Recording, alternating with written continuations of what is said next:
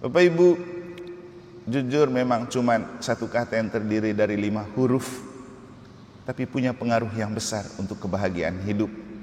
Itulah kenapa Tuhan mengajak kita. Tuhan bersamamu dan bersama rohmu. Inilah Injil suci menurut Markus. Dimuliakanlah Tuhan. Setelah Yesus berkata, betapa sukarnya orang kaya masuk kerajaan Allah, berkatalah Petrus kepada Yesus, kami ini telah meninggalkan segala sesuatu dan mengikuti Engkau. Maka Yesus menjawab, sesungguhnya aku berkata kepadamu, barang siapa meninggalkan rumah, saudara-saudari, ibu atau bapa, anak-anak atau ladangnya, pada masa ini juga ia akan menerima kembali 100 kali lipat rumah, saudara laki-laki, saudara perempuan, ibu, anak-anak dan ladang, sekalipun disertai berbagai penganiayaan, dan di masa datang ia akan menerima hidup yang kekal. Tetapi banyak orang yang terdahulu akan menjadi yang terakhir, dan yang terakhir akan menjadi yang terdahulu.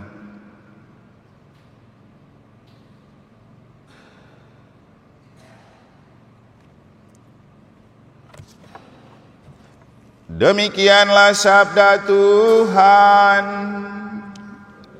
Terpujilah Kristus.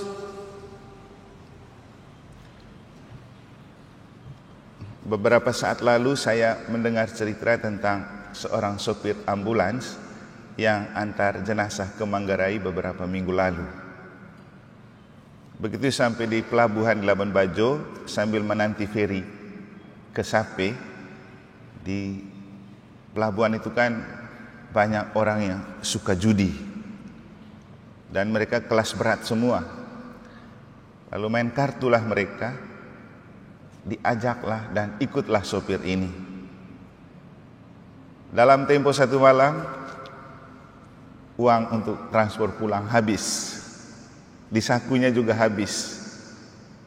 Mau tidak mau dia ngemis lagi di orang yang antar dia, yang waktu itu setiap orang yang diantar itu dikasih jatah 500.000. Akhirnya semua kembali sumbang untuk dia bisa transport pulang, bawa mobil ambulans. Lalu saya berkomentar begini, memang dia salah masuk kandang. Judi itu kenapa orang selalu kalah? Karena judi itu singkatan dari jujur dilarang. Orang yang berjudi dan dia jujur pasti kalah.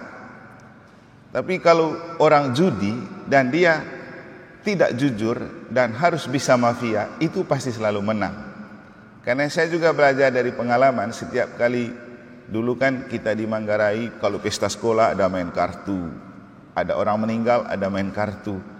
Dan saya amati, kalau ada bapak-bapak yang mainnya jujur pasti selalu kalah dia. Tapi yang muda-muda yang bisa curi kartu lah. Orang tua kan kalau main kan sambil ngantuk-ngantuk, yang muda-muda itu gesit dia cari kartu, itu pasti selalu menang. Lalu mereka bilang, "Oi Romo, kalah terus." Nah, iya, kamu main terlalu jujur. Namanya judi, tidak boleh jujur supaya kamu menang.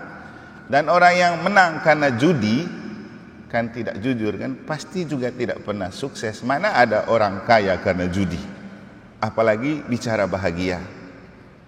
Bapak Ibu saudara-saudari, hari ini bacaan pertama di kitab Sirah, juga bacaan Injil itu, juga apalagi referen Mazmur mengajak kita untuk mengecek kejujuran. Orang yang jujur jalannya akan malah melihat keselamatan dari Allah. Kita susah menemukan keselamatan dari Allah karena memang mungkin kita susah jujur. Jangan lupa, jujur itu bukan hanya tentang keselamatan Allah kini, kebahagiaan batin, tapi juga kalau kita mati, kejujuran itu salah satu jalan menuju surga. Nanti kamu cek di lagu orang mati, bahagia abadi itu pasti ada kata-kata orang yang jujur hidupnya akan mulus berjalan ke surga. Jujur itu apa? Itu juga mungkin menjadi pertanyaan yang perlu disadari. Ya, sederhananya jujur itu berpikir lurus, kemudian berhati tulus. Jadi jujur, berpikir lurus, berhati tulus. Indonesia kalau pejabatnya berpikir lurus dan berhati tulus, dia susah bertahan. Karena apa? Ya, jadi tidak semua sih. Jadi pejabat harus bisa berpikir tidak jujur dan berhati tidak lurus. Coba lihat kasus Pertamina. Ya, orang bisa mengatakan bahwa ini Pertamax walaupun isinya Pertalite, ya, karena dia harus bisa tidak jujur, tidak berpikir lurus dan tidak berhati tulus. Orang jadi koruptor itu harus begitu, kalau tidak mungkin dia berani jadi koruptor. Dan selalu saya mengatakan bahwa kalau kita bicara tentang koruptor, berpikir tidak lurus dan berhati tidak lurus, tidak perlu juga terlalu jauh berpikir tentang koruptor kita. Seringkali dalam hidup juga memang kita sering tidak berpikir lurus dan tidak berhati tulus. Keterlibatan kita di gereja, tulus enggak? Berhati tulus enggak? Berpikir lurus enggak?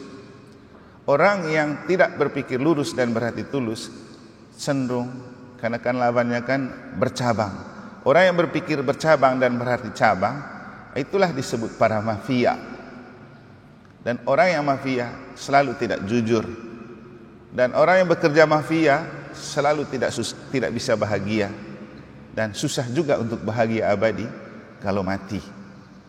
Bapak Ibu, jujur memang cuma satu kata yang terdiri dari 5 huruf, tapi punya pengaruh yang besar untuk kebahagiaan hidup.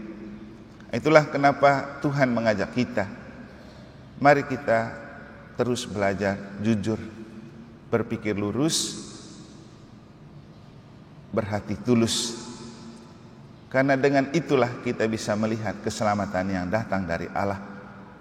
Keselamatan memang susah untuk kita definisikan, susah untuk kita temukan, tapi yang sederhananya, keselamatan dari Allah itu berarti hidup tanpa beban, hidup dengan enjoy, hidup dengan penuh sukacita. Dan inilah yang susah dan bisa kita cek dalam hidup. Coba kita tidak jujur, kalau hati nurani kita masih bersih, pasti kita tidak tenang, kepikiran, susah tidur, dan seperti dikejar bayang-bayang maut. Kalau orang yang biasa jujur lalu tidak jujur, pasti dia tidak tenang dengan hidupnya. Tapi kalau orang yang sudah biasa tidak jujur, kalau sesekali dia jujur, itu yang membuat dia tidak tenang dalam hidupnya. Nah, kita tinggal mau pilih yang mana. Yang pasti kata referen Mazmur itu benar. Orang yang jujur jalannya akan melihat keselamatan yang datang dari Allah. Dan contoh kejujuran itu dalam diri Petrus yang kita temukan dalam Injil. Dia tulus dan jujur ikut Yesus kan, sampai mereka lepas tinggalkan pekerjaan melaut yang secara income itu pendapatannya besar. Dan ketika Yesus bicara betapa susahnya orang masuk surga, dia protes. Untuk apa kami tinggalkan segala sesuatu, istri, anak, keluarga, pekerjaan, kemudian susah itu dapat kerajaan Allah? Yesus tahu kejujuran dan ketulusan hati Petrus. Maka Yesus bilang apa? Petrus, sekarang ini juga engkau mendapatkan 100 kali lipat dari apa yang kamu tinggalkan karena mengikuti aku. Nah, tentu berbeda dengan satu orang muda kaya dalam Injil kemarin. Ya, karena dia tidak jujur. Tidak semua orang kaya itu tidak jujur ya. Ada juga yang jujur. Syukur kalau ada orang kaya dan jujur. Tapi kalau kaya karena tidak jujur, segera bertobat karena besok mau masuk masa tobat. Orang kaya kemarin kan Yesus tahu isi hatinya. Yesus cuma bilang, kau sudah buat banyak, ikut perintah Allah, tapi masih ada satu kekuranganmu. Yaitu apa? Jual segala harta milikmu untuk orang miskin, lalu kau datang ikuti aku. Dia berkeberatan, dia kecewa. Kenapa Yesus jawab begitu? Inilah contoh orang tidak tulus dan tidak jujur. Hanya dibilang begitu aja sudah tidak tenang hidupnya. Tapi kepada Petrus, Yesus bilang, hari ini juga engkau mendapat 100 kali lipat. Dan kemarin saya bilang apa? Kekurangan si orang kaya muda itu sebenarnya bukan harta, dia punya banyak, tapi kekurangan spiritualitas memberi. Kalau saja dia percaya dengan apa yang Yesus katakan hari ini, dengan kau memberi, engkau mendapat 100 kali lipat, saya rasa dia pasti tetap memberi. Karena dengan memberi, bukannya dia akan tambah miskin, justru dia tambah kaya. Yang penting memberi dengan iman bahwa apapun yang kita lakukan dengan tulus dan penuh cinta kepada orang akan dibalas oleh Allah. Semoga Roh Tuhan membantu untuk kita belajar jujur dalam hidup, dan lagi-lagi jujur adalah berpikir lurus, berhati tulus. Semoga Tuhan memberkati.